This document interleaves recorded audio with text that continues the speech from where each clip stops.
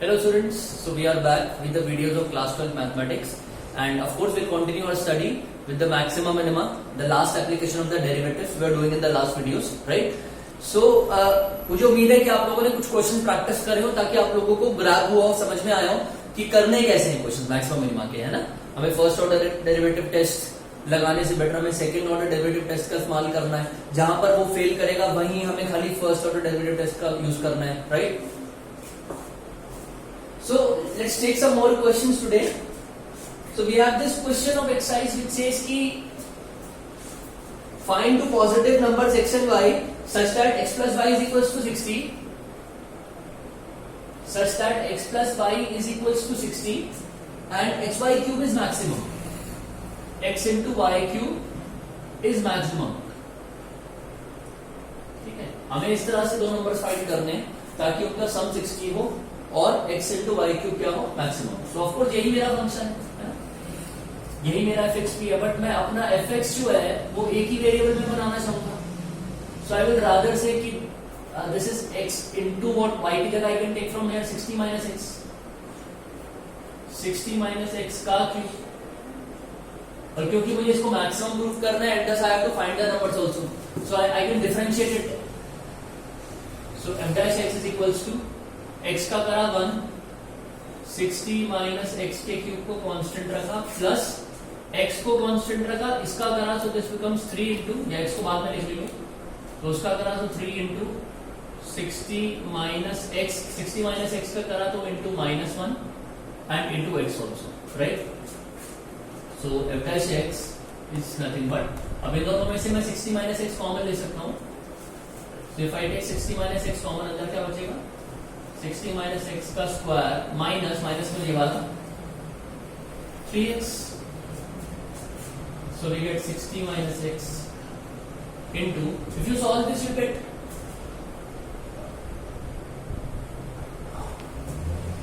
60 minus x, sorry, actually 60 minus x का square, right? So 60 का square will become 3600.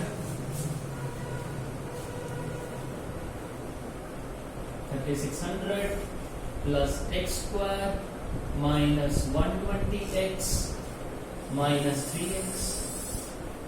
Seems bit odd it seems, है? Because हमने क्या करा, y cube की जगह में लिखा है 60 minus x का क्यूब, ठीक है? तो इसका करा 1, इसको चाहिए था प्लस, इसका डिफरेंशिएट करा तो 3 आगे आ गया 4. That's what I think. कहाँ गड़बड़ होगी ना? अब ठीक है, because square बचेगा ना डिफरेंशिएट करने में, guarantee will be left the square. Now it is okay. Now it is okay because यहाँ पे स्क्वायर है, तो जब मैं कॉमन लूंगा तो स्क्वायर कॉमन आ जाएगा और यहाँ पे खाली एक ही पावर बचेगी. ओके, बाकी ठीक है सारा. Now it is okay, fine. So this will become 60 minus x का square into 60 minus 4x, right? This is my what? F dash x. So f dash x is equals to 0. So either I'll get x is equals to 60 by this factor or x is equals to 15 by this factor. तो दो मेरे पास x की values आ रही है, यानी कि critical points आ रहे हैं. 60 आ रहा है और कुछ और 15 आ रहा है, राइट? अब क्या करते हैं, डबल डिफरेंशिएट कर लेते हैं फंक्शन को.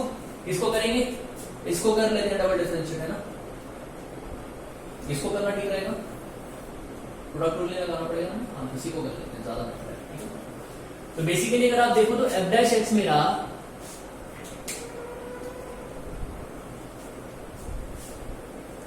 if you see my f dash x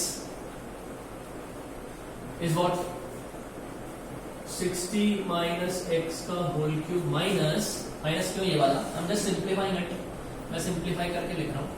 So 3 into x, I don't like it because better ये है कि हम इन दो फैक्टर्स पे प्रोडक्ट रूल लगा लें, वो ज्यादा बेटर रहेगा ना.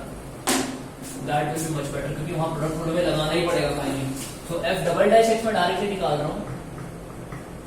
So इसको कर लेते हैं डिफरेंशिएट प्रोडक्ट रूल लगा के. तो एक बार 60 माइनस x के होल स्क्वायर को कांस्टेंट रखा, इसका करा so will left with -4, right?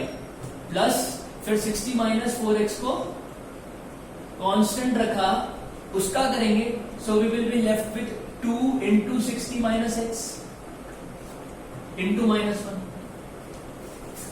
Into -1 क्योंकि 60 माइनस x का भी होगा, right? So f double dash x will be equal to minus 4 into 60 minus x का स्क्वायर माइनस ये वाला 2 into 60 minus 4x into 60 minus x, right? तो अब मुझे चेक करना है कि ये दोनों में से क्रिटिकल पॉइंट्स पे किस पे मैक्सिमम आने वाला है ना? तो अगर मैं at x is equals to 60 पे चेक करूं, so f डबल डैश 60 कितना हो जाएगा बॉस? यहां पुट करूंगा तो ये तो गया 0, यहां पुट करूंगा तो ये मेरा नेगेटिव आ जाएगा। अच्छा 60 यहां पुट करने से और यहां पुट करने से तो it is becoming 0, isn't it, है ना?